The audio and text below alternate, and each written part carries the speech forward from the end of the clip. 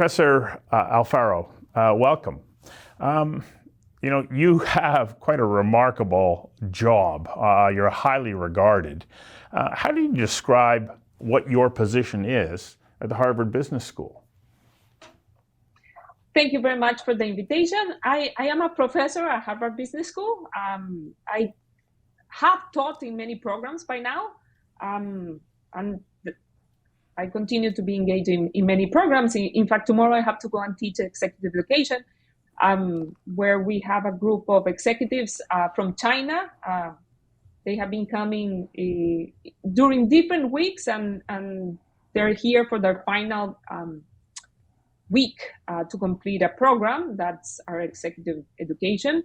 Our main program, of course, is the MBA program. We just a new group of very inspired students just arrived. They're starting their first year, and also our returning second year students are continuing their education. That is at our core.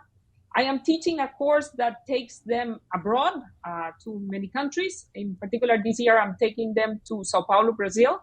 They get to work with companies and work on different projects. So it gives them the opportunity not only to work in a different environment, but also to practice team project.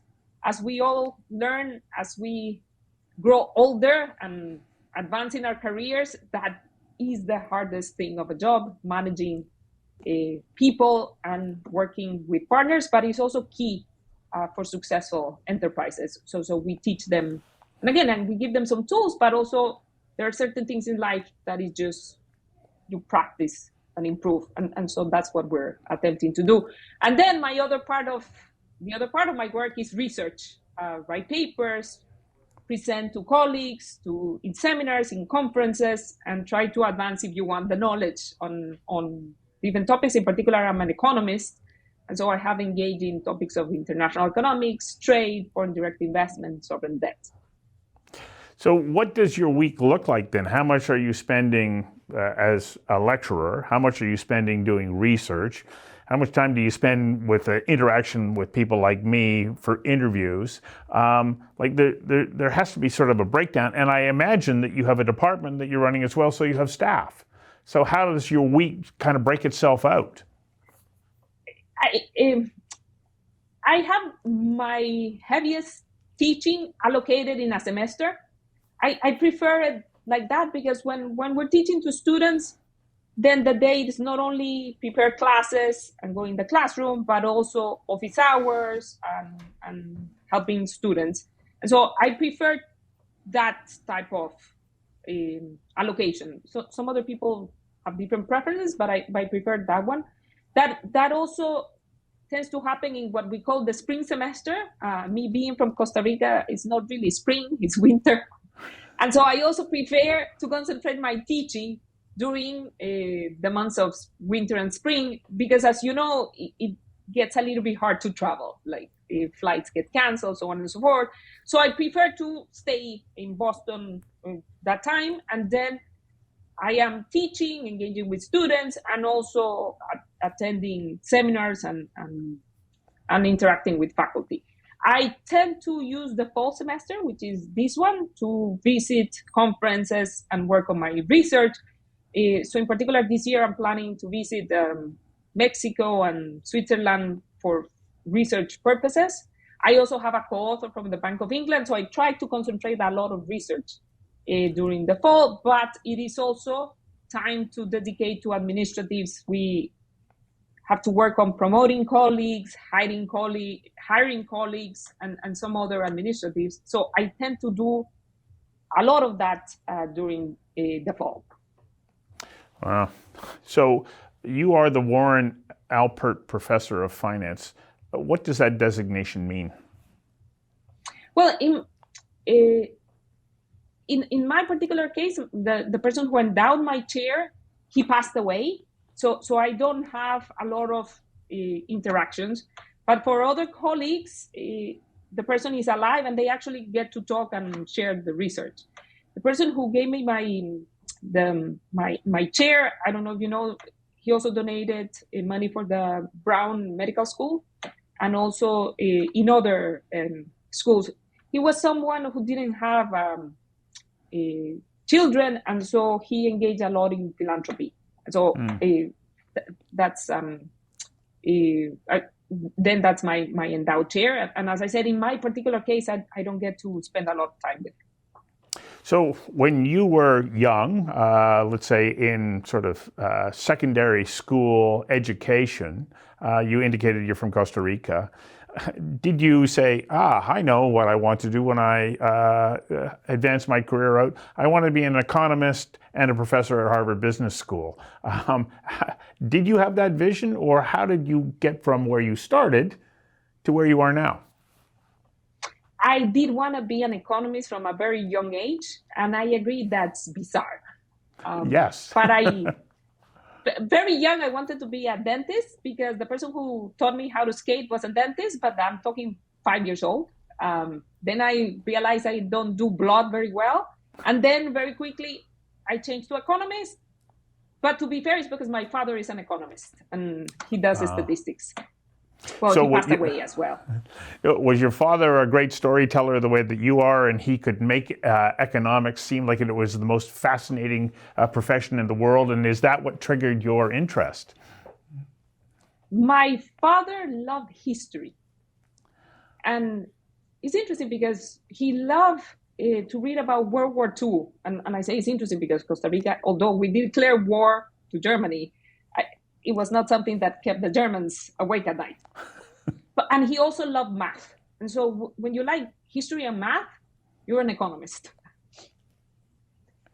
Then when I was in the university, I worked half-time in a place that had the former president of the central bank, the former minister of finance, the former president of different institutions. And so they all had a PhD. And my conclusion was, to get into politics, you need a PhD in economics. And so I wanted to be in politics. So I went to get a PhD. When I came to the US is when I found out that you could have a career in academia. In Costa Rica at that time, academia didn't pay that much, and people just had to find another job as a consultant or something else. In the US, I discovered that you can earn a living as an academic. There is a very formal market when you finish the PhD. I applied and to different schools. There is something they wrote in my letters because I had a lot of talks in business schools. And so then I went an interview with Harvard Business School. My father had studied in an institution in Costa Rica called INCAE that was created by HBS with money from the Kennedy Alliance for Progress in the late 60s. And so when I was interviewing with people, it was very easy for me to talk. Yes, in Costa Rica, my father studied in this place that they use the case method.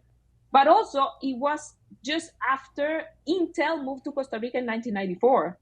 So I had a lot of stories about firms diversifying to third countries geographically. And so the talks were very easy. In hindsight, it's interesting because one would have thought that I couldn't gain a lot from my background, but it gave me a lot of talking points, if you want. And so I ended up in academia without knowing that that was a possibility. Because again, in Costa Rica, that just didn't, it was something you did in addition to something else. But I did manage to go back and be in government.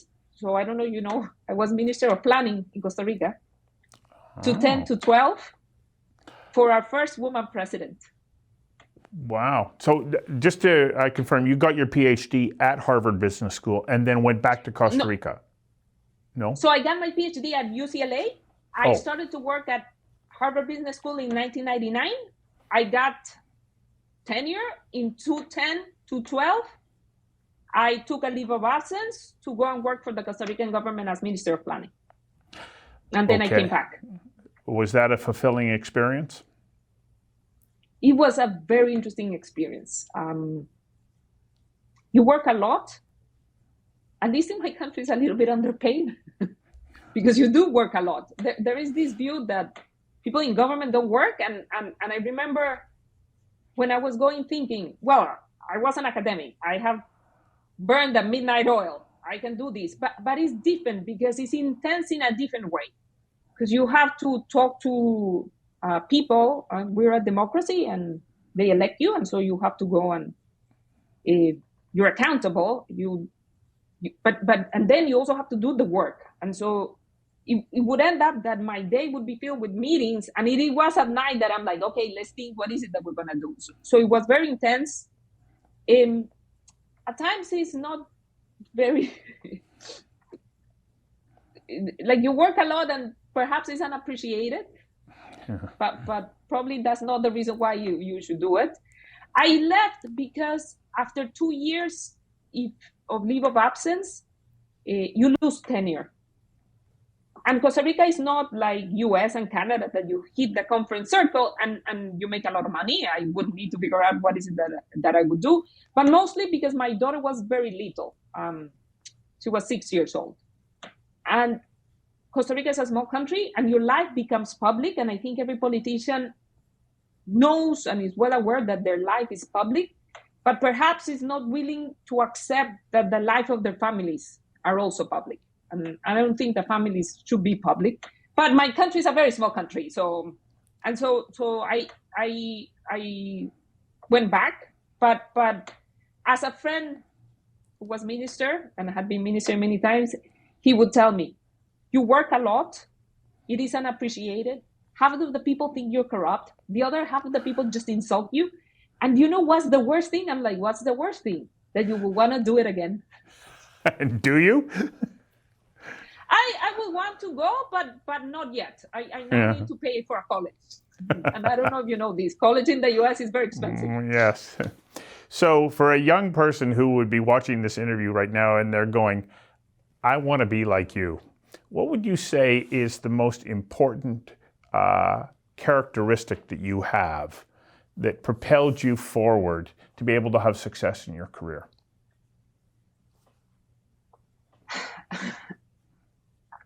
I am necia, which in English would translate a little bit into stubborn, but with not a great connotation. And I think you require a little bit of that just to stay on it. But I have to say that I had, and I think this becomes hard to replicate, I had the bliss of ignorance.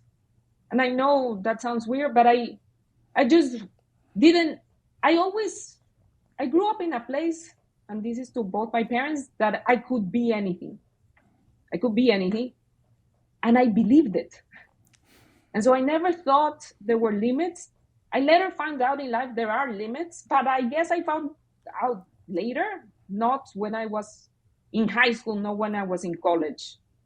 And so a lot of the things I did was not knowing that they were not normal or not difficult. I don't know if you know this. I'm the first woman from my country to get a PhD in economics. I didn't know women didn't get PhD in economics. I didn't know. I thought it was normal. So again, a little bit of ignorance is bliss. And I feel sometimes, and also because I came from such a small country, anything I could do was great. Like anything. Like if I made it at HBS, it was fine. And if not, it was also fine. Like no one else from Costa Rica had been a professor at Harvard. So there was no downside. It was always. And I feel this generation, it's hard for them to live like that. There's a lot of stress, a lot of expectations. And they don't have that bliss of, if you don't make it, that's also fine. That also sounds to me, it speaks to the support and love of your family. They clearly played a big role in the way you saw yourself in relationship to your close world, but the world at large as well.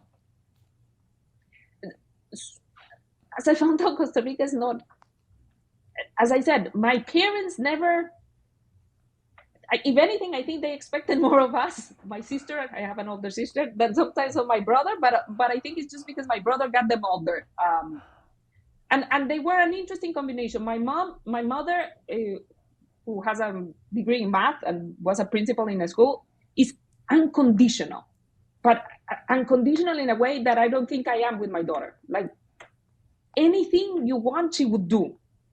And that gives you a very strange safety net that I realized later in life. Like she will always do anything I ask. My dad was a little bit tougher, but I think that also helps in the sense that you wouldn't go and whine with little things. You would only go and whine with big things. And so that interesting combination, I think, helped us in ways you only appreciate when you're older, I think. Yeah. Well, and you've gone on to have great success, and you're contributing in ways that are reaching around the world now. I mean, I read your paper because it was posted by an economist here in British Columbia that I highly regard. He shares it widely. So it must be fantastic for you to know that the work you're doing is helping to shape and inform so many decision makers so that they can make the hopefully appropriate decisions. Well, that's good to know. Yeah. And thank you for sharing our work. Yes. Well, thank you for taking the time to give us a little bit of insight into your world and your career. Thank you very much. Oh, thanks again for inviting me.